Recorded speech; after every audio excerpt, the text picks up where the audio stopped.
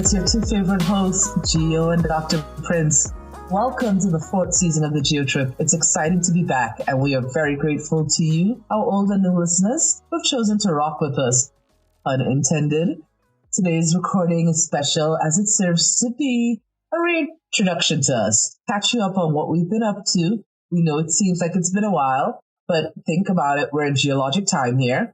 And just to set some goals for this fourth year of the pod. But before we get down to business, let's properly introduce ourselves and area of expertise to you, our loyal listeners. Dr. K, kick us off, please. Hey, Riaka, it's so good to be back. But allow me to reintroduce myself. My name is Ho. Alright, the old folks will probably get that reference. But I'm a geologist. My research kind of focused on, how climate and carbonate geology intersect in terms of like sea level, ocean currents, and how they influence the alteration of carbonate sediments. Right now, I'm an assistant professor of geology at Broward College, and I work there because I love supporting our students and inspiring them. We have a really diverse student population, and the hope is that they go on to change or become more represented in this discipline that we call home. In my free time, I like scuba diving. I don't know, I picked a really expensive hobby there. Good sci-fi is my jam, whether it's a book, it's a movie, it's a TV show. And speaking of TV, I'm usually sat there shouting at the TV when either of my two favorite teams are playing, Manchester City or Sunderland. Liaika, what about you? First things first, even though we're having a terrible season, Chelsea to the world, keep the blue flag flying high. But on a more serious note, hello everyone, I'm Liaika, welcome. And while at this rate I may appear to be a career student who uses multi-scale mapping techniques to study the linkages between sedimentology, geomorphology, and community, I am in fact an interdisciplinary geoscientist. So I've dabbled in exploration, I've dabbled in environmental, and I have found my home in being interdisciplinary, thinking about data, mapping, community, and how it serves the greater picture, and how it just can be useful for mitigating some of our exploration exploration problems, I should say, and some of our geohazard problems. So all in all, I am striving to fully be characterized as a social sedimentologist of sort, thinking about how geoscience and social science go hand in hand. As a researcher and scholar, I am keenly focused on using multimedia tools, community building initiatives, and policy to inform geoscience education and science communication in order to facilitate more equitable access, representation, and inclusivity in STEAM. So this is where we really align, Dr. Prince. And audience, I've shared all this to highlight my interdisciplinary approach to my career and my life, meaning that I don't just think of myself as a geoscientist. I think I'm a well-rounded person because when I'm not working on research or disseminating information, you can find me traveling because of my love for learning about local cultures, tending to my plants, or just listening to a really good record or reading a good book. And I love every genre. Right now, shamelessly, I am in the, romance Caribbean genre, which is a very unique. But yeah, that's a little bit about me. Wow, I finally finished that book that you recommended, actually. The one that was narrated by Wendell Warren.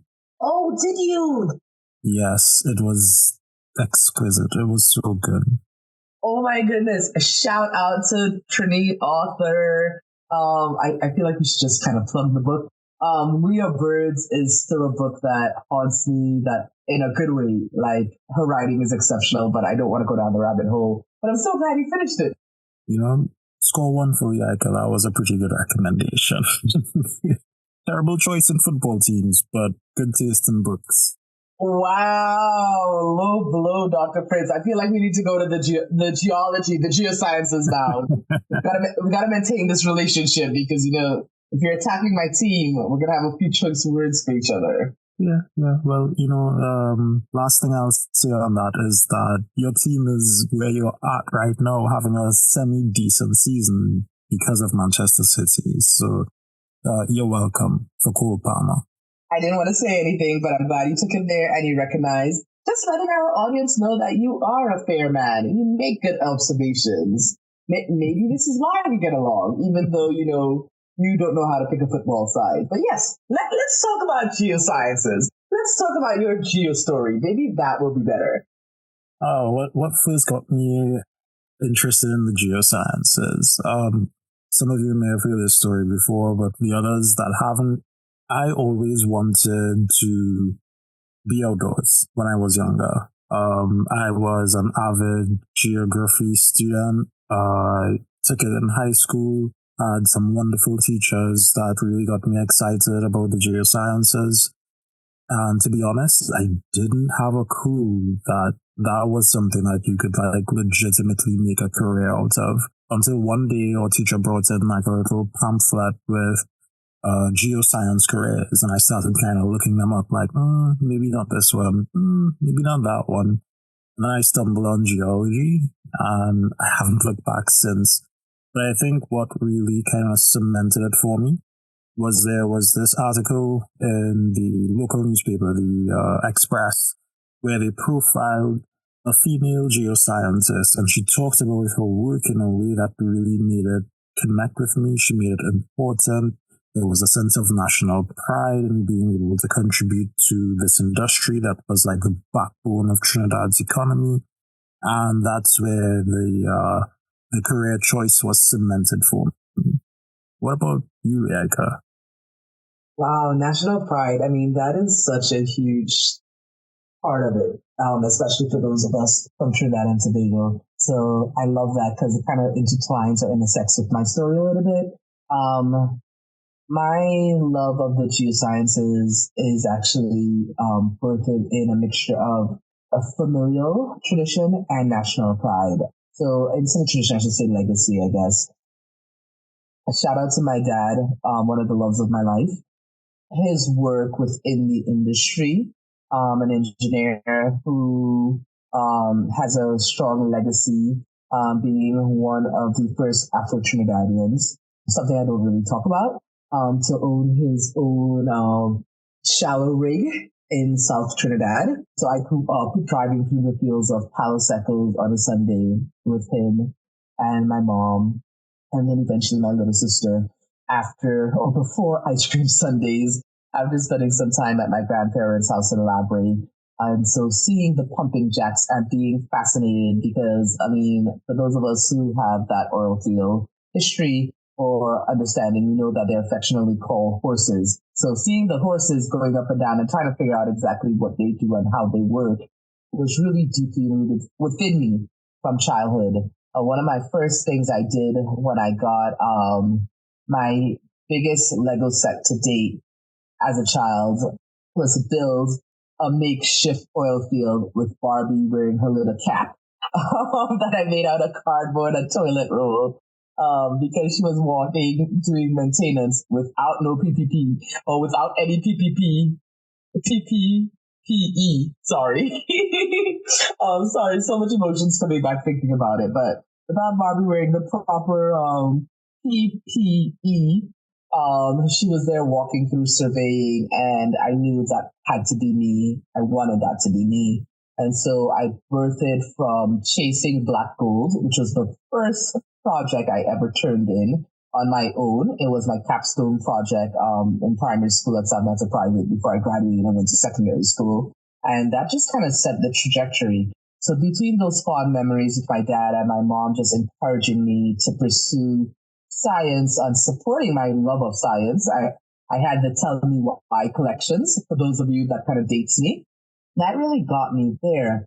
Growing up in Trinidad in high school, there wasn't geology per se, but I was heavily invested on my geography side. And when I began, or when I was prepping for CXC, that's when I actually met my first geologist and was a Trinidadian geologist.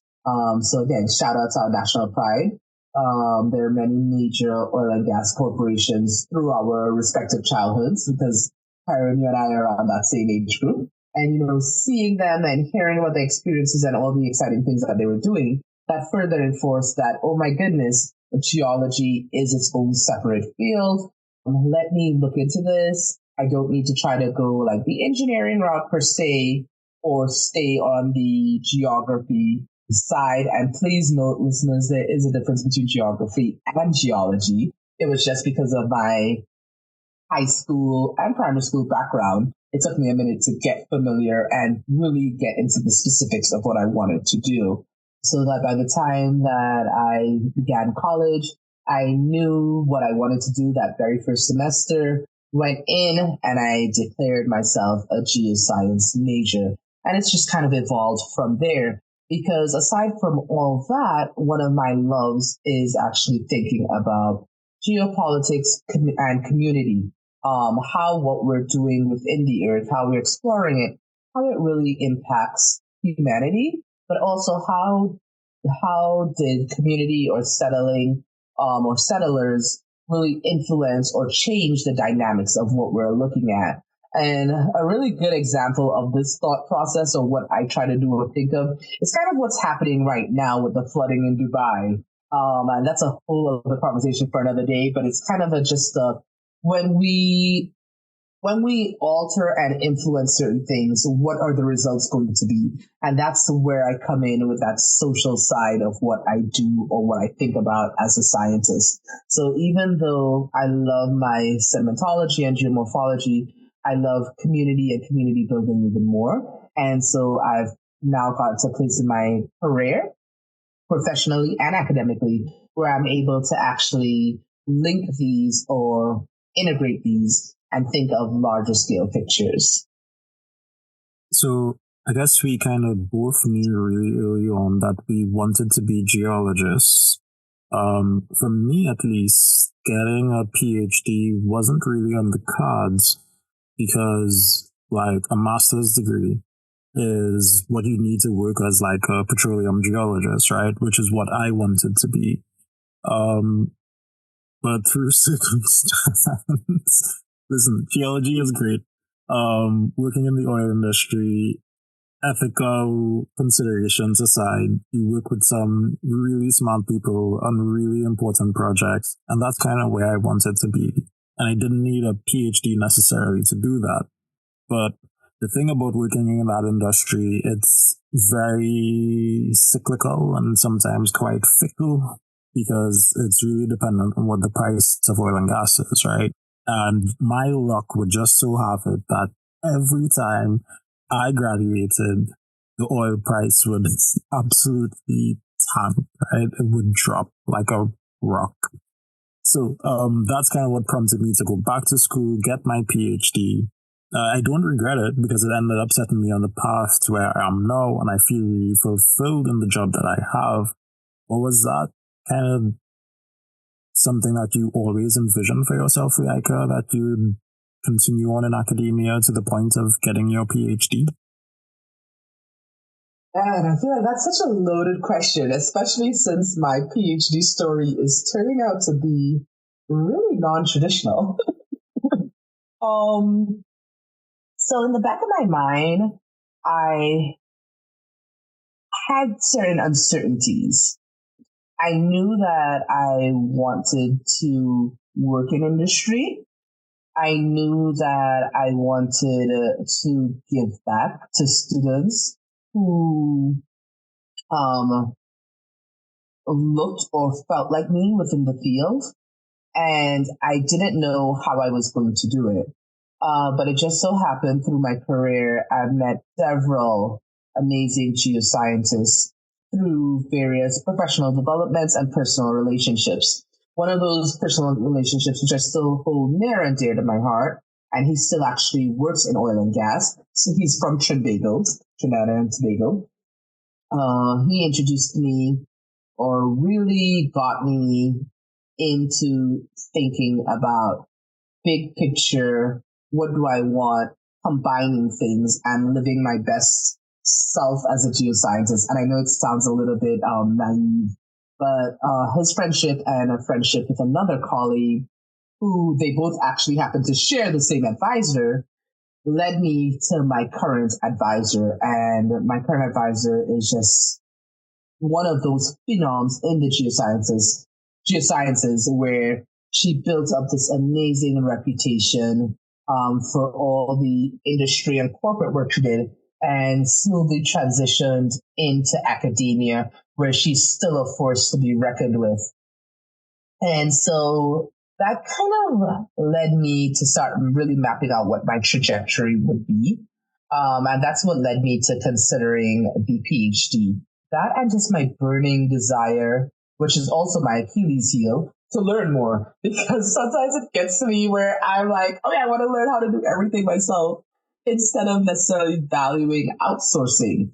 And that was actually a costly lesson that I learned during my PhD because it just so happened throughout my PhD, I had three major life changes and also the pandemic. And so I had to redirect certain things or make certain decisions for myself. And that kind of shaped where I am in my PhD journey now.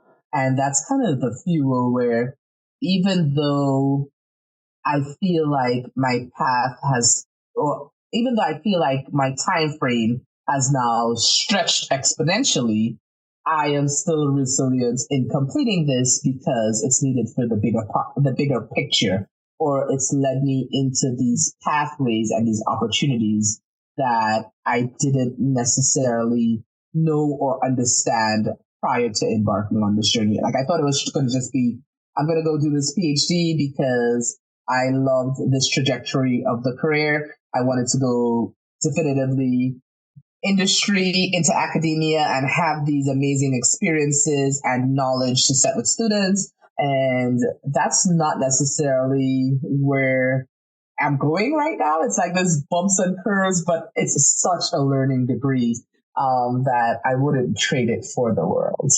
So that indirectly answers your question or follows up your response where the universe is just guiding me.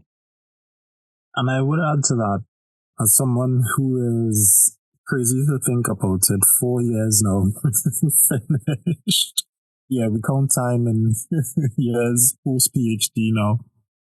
Listen, having setbacks is kind of standard for a PhD, whether it's in your research, whether it's in the direction that you plan to go in, but what your project has morphed into, whether it's in managing those interpersonal relationships in the lab with your advisor, having a sense or having a community that you can rely on is going to do a whole lot to get you through those tough, trying periods. But I always tell people, if I could do it, you can do it. And I'm looking forward to you counting in post-PhD years soon, like. I am also looking forward to counting in post-PhD years at some point in my life. And I'm just kidding. I mean, sooner rather than later. But you made an interesting point there, Dr. Prince, where you talked about community. And I believe we did in one of our previous recordings, we talked about grad school and selecting grad school and the importance of community. And as I say, I consider my PhD not only me achieving my doctorate and being a specialist in what my project is or a subject matter expert, but I consider my PhD a life degree because it has really taught me about the aspects of community and building community if you can't initially find or locate it, which is why it was important for me to have a social science component in my PhD and focus or discuss how to effectively engage in community research as a geoscientist so that you ensure that there's not only equitable behavior, but also it is not a parasitic relationship where you're not just taking from your community. And I just kind of want to, the reason I said that is because I kind of want to, well, to any of our listeners who are considering returning to school or starting in a new branch of the field, whether it's professionally, academically, or socially, the importance of engaging in community and pouring into that community. That's what propels you forward, especially in the PhD vein. With that being said, I will also say that it is really interesting understanding what community looks like and may feel like when you belong to underrepresented group within the geosciences. What are your thoughts, Dr. Prince? Yeah, that's a really interesting way of approaching that. You do join a community of people when you're in the geosciences that share similar interests, right? So it was really cool that like all of the people in my program wanted to go hiking and do the things that I also like doing. But it also could feel a little bit isolating because you're the only I'll just say plainly, I was the only black person many times in many classes during my academic career. So I think that's part of the reason why we started this podcast. We know that we're part of this really dynamic, engaging community, but still sometimes it can be a little bit lonely. So one of the things we wanted to accomplish with this podcast was to build a sense of community across the geosciences for people who don't often see themselves represented. So we envision this as a space where people can come, share, listen. We talk about the things that are important to us, our experiences, just a space for us, by us. So I guess the thing that I'd say to wrap that up is you are part of this huge and wonderful community, and we are connected, if not physically, across this digital space. And our plan is to also bring this into the physical spaces as well that we occupy, so that we have a place where we can gather, where we can socialize, where we can support each other and network with each other. I think that's one of the big goals, one of the big things we want to achieve with this podcast as well. I'm so glad you stated that because, yeah, isn't it exciting? Season 4, 2024 feels like, so let me preface this with a disclaimer. We know that the threat of COVID is not over, but, we are officially moving around more freely for the most part as a people.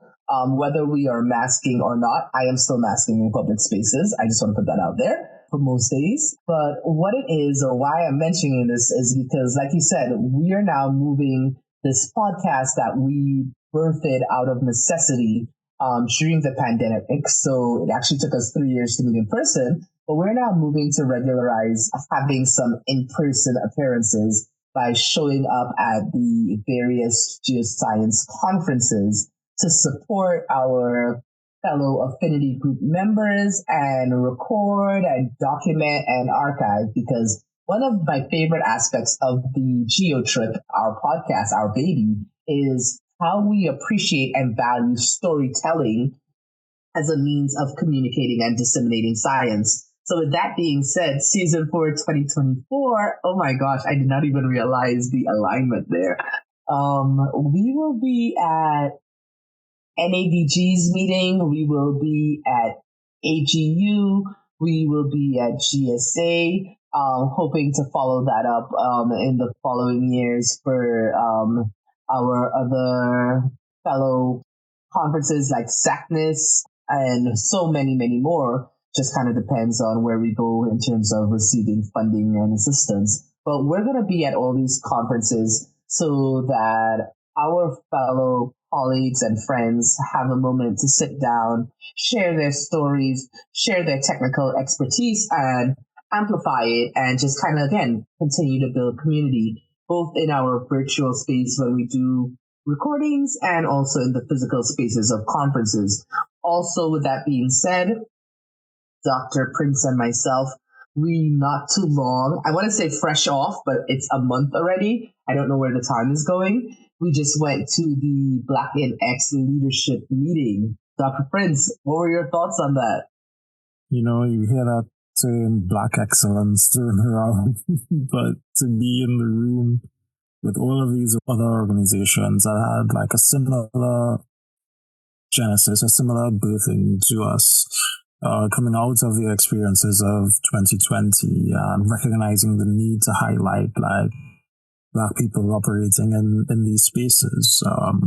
It was a really refreshing experience. It was for me, it was like re-energizing. Like, wow, this is really important work. This is really impactful work. And we saw some organizations there that have definitely taken things to another level and are doing really fantastic work in terms of organizing and, making this work self-sustaining. And it really inspired me as to what's possible and give us a glimpse of, what the future of our organization could look like. Was it a similar experience for you? It was definitely a similar experience for me. And it was overwhelming in a good way because for me especially, it reaffirmed certain choices and certain decisions and certain things that we have in the pipeline. And I know that sounds a little bit vague / wishy-washy, but it's just because the bird inside of me doesn't want to jinx some of the good stuff we're working on. But what I will say is, and I will reiterate it, says, look out for us at the Black Connects conference in September, the National Association of Black Geosciences conference in September, GSA in September. Look out for us at SACNIS in October. Look out for us at AGU in December. And keep your eyes peeled as we have websites being built, we have guests being recorded, and just so many great things or processes happening to ensure not only our continuation, but our sustainability of this. Which was kind of one of the reasons why we took our time with kicking off season 4. We both have had many planning meetings where we've discussed the fact that we're focused on quality versus quantity, while our intentions are to get up to about 2 episodes per month. We are taking our time and building that foundation because there should be a level of excellence, a degree of continuity, and an air of professionalism when we are producing and sharing our stories from both the social and technical side. And so I'm really enjoying the care that we're taking to curate this to make sure that we are not only amplifying our colleagues, but we're treating them with the respect and curation that they deserve. Most definitely. I heard a lot of conferences mention Jesus take the wheel and send some funds. Lots of funds. So we like to end up on a fun note, and this one will be no different. So today we're debuting a new feature. We're going into a volcanic vault to test each other's geoscience knowledge. So Yaika, I am putting you on the spot. All right, you ready? Man, I'm nervous. I'm so used to hot potato. I had my thoughts ready, but let's go. Okay, question number 1. There are more active volcanoes underwater than on land. True or false? I am going to go with true. Ding, ding, ding. That would be correct. Question number 2. The Earth's core is made of solid rock. True or false? Man, you trying to shade me with basic geology questions there? False. It is not. The Earth's core is not made of solid rock. That is correct. All right. I'm sweating here right now. Okay, this one. It's for all the marbles. Obsidian, a volcanic glass, can be sharper than a surgeon's scalpel. True or false?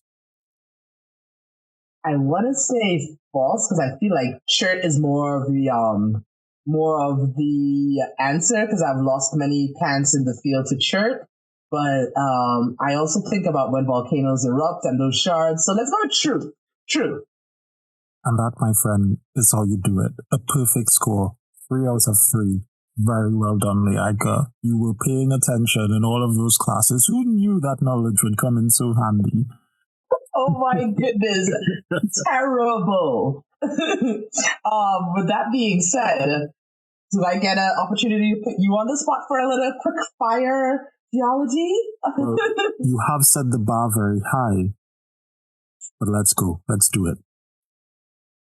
Okay, so I have to admit, I was a little bit sinister. I did not really put in that much true and false. So let me know if you need to take a breath before we begin my round of volcanic vault. So, underwater volcanoes, kind of continuing in that vein. Hope our audience are catching all these puns. What is the name of the underwater volcano that is found within the Caribbean Sea near to our home country, but belongs to Grenada? Okay, I want to say Kick'em Jenny. Ming, ming, ming, ming, ming. Oh, this is very stressful. Exactly. So, fun fact, there are 2 boiling lakes in the world. One of them is located on which Caribbean island? Ooh. I will go with. I feel like it could be Montserrat, could be St. Vincent. Can I phone a friend? You are that friend. Okay. St. Vincent, final answer. Final answer, are we sure? Wow. I feel like it's wrong now, but I'm gonna stick with my answer, St. Vincent. You know what? I do love your level of commitment. However, we need a puzzle for this. Oh my gosh, this is so much fun. Okay, so it is actually the island of Dominica. Dominica is the Caribbean island that hosts the boiling lake. It is actually about a 7-hour hike, and it is one of 2 boiling lakes in the world. I'm sorry, Dominica, I was not familiar with your game. Listen, you know what? Hopefully in 5 years we are recording in Dominica, and shout out to our guests who have been on the GeoTrip, who are geoscientists from Dominica. With that being said, last question. And I feel like you're going to like this one. Great way to close us up. Which Caribbean island can we find one of the 2 pitch lakes that belongs to the world?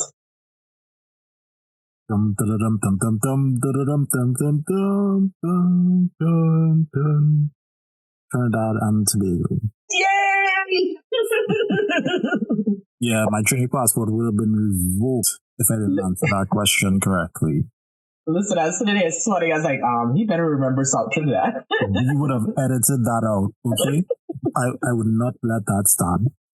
But, I mean, isn't it amazing how much of the geologic phenoms can be found within the Caribbean? The Caribbean punches above its weight class every time. With that being said, oh my gosh, I have to admit, Dr. Prince of Volcanic Vault has just stolen my heart. Even though I do love knowing little odd facts, I kind of really like where we're going with this. I like it too. That's why we're in year 4, I guess. Year 4. So that is all we have for you today, folks. But if you want to keep the conversation going, we encourage you to get in touch with us. If you have questions about geoscience, or maybe why some natural disasters seem to be occurring more commonly, or maybe you're just curious about how the physical world works, send us your questions and we will do our best to unearth the answers you seek. You can tweet us at GeoTrip Podcast on Twitter, or formerly known as Twitter, now known as X, or you can email us at thegeotrippodcast@gmail.com. And don't forget, geoscience is everywhere around us. So next time you're outside, take a look at the rocks, the mountains, just the ground that you're walking on. There's a whole story there, written in stone, just waiting to be unraveled. We'll see you on the next episode of the GeoTrip.